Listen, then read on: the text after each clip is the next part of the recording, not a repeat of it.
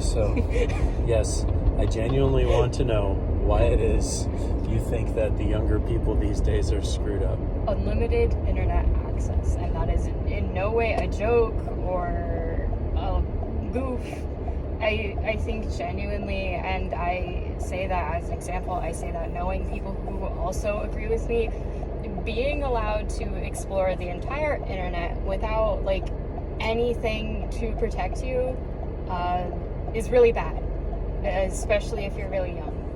When you say protect you, do you mean like context or just seeing the wrong thing too soon, or what are you talking about? All of it. Like, there's a lot of very predatory behavior online. Grooming happened a lot. It still happens a lot with private messages, even in plain sight with all of like the content creators that are catered towards kids.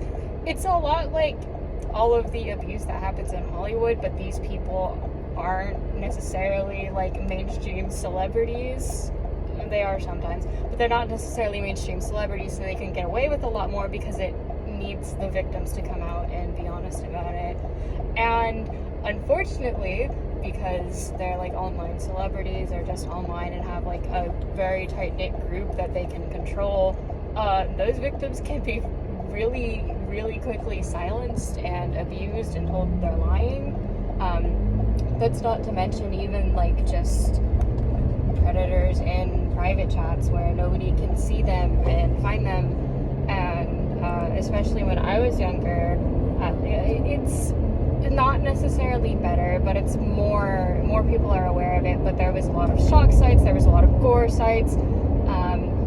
A lot of things are just like, are you over 18? And you can literally just smack yes or lie and you're in it. It doesn't matter.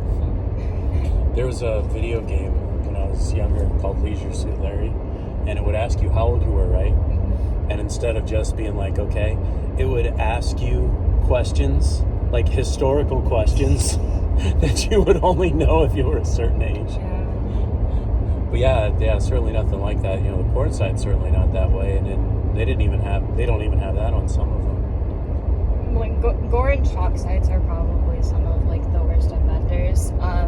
The whole ElsaGate fiasco, I think, is a prime example of why children need to be monitored while on the internet. By ElsaGate, you mean like kinky frozen stuff?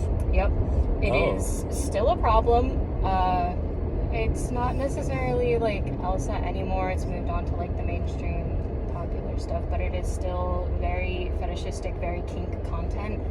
With kids' characters, and of course the people who are seeing it are children and predators, because those are the only people who would ever dare go and look at that. And then of course, like going into like the people making it, it doesn't really matter what their goal is, because be it money or some much worse end, they're still putting kids in danger through that stuff. So where do you stand on like hentai? It is for adults. That's all I have to say about it. Yeah. Like, a child shouldn't even know what it is. But they do. Because nobody is, like, what do you do nowadays? You put the kid on the internet and you just go do something else, and that is not safe for them. It wasn't safe for them, like, the 15 or something years ago when I was a kid. It's absolutely still not. If you had a magic wand, we could go back, what would you have me do different? Very much, like, I'm not sure how parental locks necessarily work, but absolutely limiting access to a lot of websites. There was a stint in which I wasn't allowed to be on YouTube, which definitely helped me not get as badly scarred as some of my peers. Because there was some really, really awful stuff. But mostly just not giving not giving a child a device and being like, have fun, and not like at least peeking over their shoulder, because it very quickly gets into some very bad things. And again, like, a lot of people don't think about it, mostly because, like, oh, sex and bad words, those are like the worst thing that could happen to their children. But there is so many things, including gore, murder, violence, assault, that kids are just allowed to see. Like, a lot of like the mainstream kid horror game stuff, there's like murder in it. There's really awful implications, and children are really into it. And children should not be. So is it like they get the dopamine from it? They do, and that's not to like mention a lot of other really awful like predatory practices when it comes to like monetization and stuff, which is arguably even worse. As you know, they're like blowing through thousands and thousands of dollars. So the kids aren't all right. So what do we do? How do we unring this bell? A lot of it is. That's the problem. There is no real easy fix. There's no way to like wave a magic wand and to make all these kids unsee the awful things that they did witness.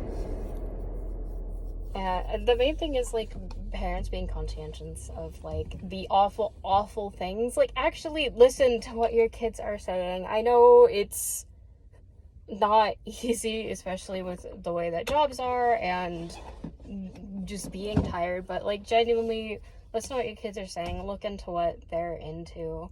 You know, best case scenario, you now have something to bond with your kid over. Worst case scenario, you're getting them out of stuff that could really, really end up harming them. It's, you know? And just not leaving them alone with technology. Like, of course, eventually, someday, they may end up exposed to it. They may end up exposed to it through friends or through other families. But the least you can do is at least try not to let it happen, like, in your own home when you can control it. And if, you know, like, disturbing things like that happen, you can have, like, a sit-down talk with your kid as to why those things aren't okay and why they should avoid stuff like that. You know?